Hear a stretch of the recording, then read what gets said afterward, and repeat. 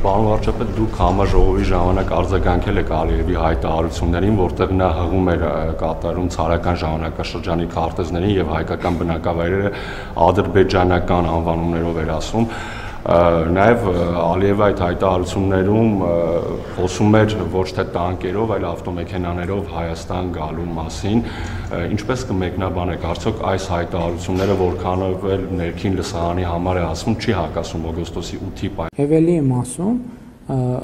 Զանգեզուրի միջանց եթե նրանք օգտագործում տարածքի մասին, որտեղ նրանք չեն կարող օգտագործել մեր տարածքի մասին։ Ինչ վերաբերվում է Ադրբեջանի նախագահի մյուս հայտարարությանը, ել եմ ասում, մենք պետք է նախ ամբողջության մեջ գնահատենք այդ հայտարարությունը,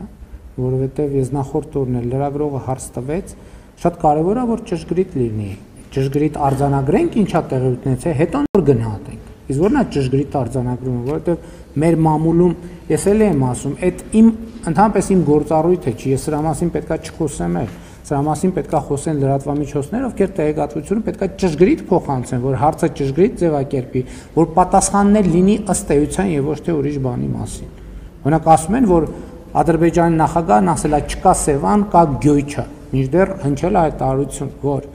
ցարական ժամանակների քարտեզում Սևան չկա, կա Գյոյչա։ Իմիջայլոց մեր լրագրողները շատ հետաքրքիր է։ Օրինակ ոչ մեկ չի գնաց այդ քարտեզը հանի։ Մի հատ տեսնի այդ ինչ քարտեզի մասին է։ Կա քարտեզ, թե չկա քարտեզ։ Եվ եթե այդ քարտեզը հանեին մեր լրագրողները, օրինակ կտեսնեին, որ այդ քարտեզը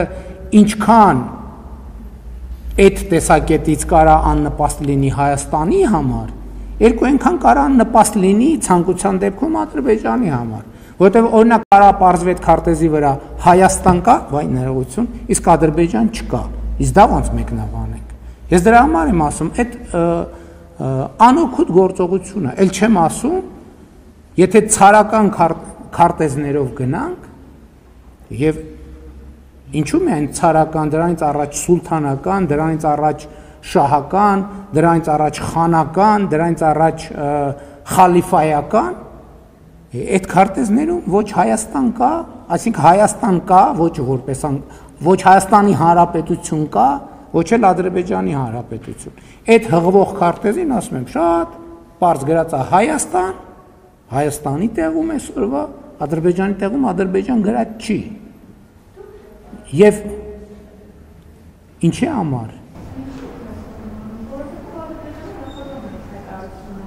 Շատ լավ, բայց ես համարում եմ, որ դա անիմաստ թեմա է եւ անիմաստ քննարկումները առավել եւս 2025 թվականի օգոստոսի 8-ից հետո։ Էլ չեմ ասում այդ քարտեզները հրապարակված են։ Այդ քարտեզները հրապարակված են, այն որ դուք այն նյութերը ուղարկեք ինձ, ես էլ այդ քարտեզ կուղարկեմ ձեզ, չնայած 5 րոպե փնտրելով կարող եք այդ քարտեզը գտնել։ Այսինքն որ այդ քարտեզի վրա Հայաստան գրած, Ադրբեջան գրած չի, ինչ է նշանակում դա։ Դա ինչ քաղաքական հետևության է բերում։ Բայց եմ ասում, խալիֆայության շրջանում եղել է խալիֆայությունը։ Պարսկական տիրապետության ժամանակ եղել է Պարսկաստան, Օսմանական տիրապետության ժամանակ եղել է Օսմանյան կայսրություն, բայց իմ ելույթում ասում էի, պարզ օրինակ էի բերում, որ չբարդացնենք։ Ամեն ժամանակաշրջանը, որ Վանաձորի անունը եղել է Կիրովական, իսկ բանի Գանջայի անունը եղել է Կիրովաբադ, ի՞նչ է դա նշանակում։ Եղել է, չէ՞։ Ինչ է դա նշանակում։ Դրանից հետևությունը ի՞նչ է։ Ինձ ընդհանրապես հետաքրքիր չի դա, որովհետև կա 2025 թվականի օգոստոսի 8-ին ստորագրված եւ նախաստորագրված փաստաթղթերը եւ կա 2024 թվականի սեպտեմբերի երկու երկրների սահմանազատման հանձնաժողովների կանոնակարգը։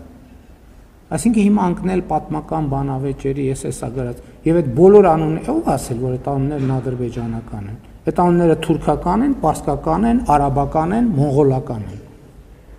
Ես դրա համար նաեւ բանի զանգ բառի օրինակը բերեցի։ Ով ասել որ դրանք ադրբեջանական են։ Թուրքական են, պարսկական են, արաբական են, մոնղոլական են, տեղ-տեղ էլ կլինեն ռուսական։ Եվ ինչ, բայց ինչ է դա փոխում։ Ոչ մի բան էլ չի փոխում։ Ինչ վերաբերվում է գնալ գալուն, խաղաղությունը նրա մասին է, որ Հայաստանից մարդիկ կարող են գնալ ավտոմեքենայով, այդ թվում Բաքու, Ադրբեջանից էլ ավտոմեքենայով կարող են գալ, այդ թվում Երևան։ Իսկ եթե խոսքը ուրիշ բանի մասին է, ես ասում եմ, այդ օրակարգը վտանգավոր է խաղաղության համար։ Ուրեմն ես իմ ելույթում խոսեցի ընդհանուր Մանթաշյանի ժառանգության մասին, բայց եթե Խորհրդային Միությունը անօրինական է վերցրել այդ գույքերը, Մանթաշյանի գույքերն էլ ուրեմն հայկական ժառանգությունն էլ է անօրինական վերցրել, բայց ես համարում եմ, որ այդտեղ մտնել ընդհանրապես իմաստ չունի։ Եվ իմ առաջարկն է, եւ ըմբռնումն է, եւ մեր պայմանավորվածությունն է, եւ 2025 թվականի օգոստոսի 8-ի ստորագրված եւ նախաստորագրված փաստաթղթերից հետեւում է, որ մենք պետքա դադարեցնենք այդ մոտեցումը։ Այդքան Չմոռանաք հավանել տեսանյութը եւ բաժանորդագրվել Civic AM-ի YouTube-յան էջին։